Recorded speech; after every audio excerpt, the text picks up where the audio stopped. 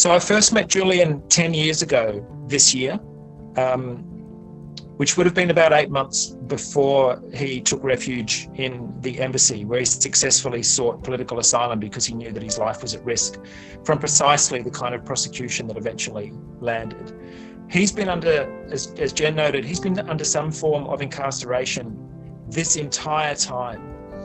And although the campaign to get him free has gone through several different waves, the one constant has been the calculated hostility dressed up as indifference by mainstream Australian politicians.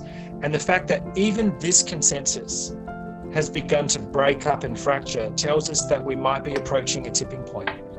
That's really mainly what I want to speak about tonight, just how much the ground has shifted in our favour for getting Julian out of Belmarsh prison.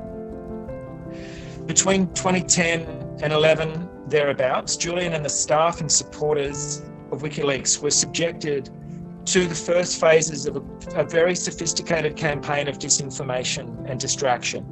And we know this because some of the key elements of that campaign were leaked to WikiLeaks, who then published them.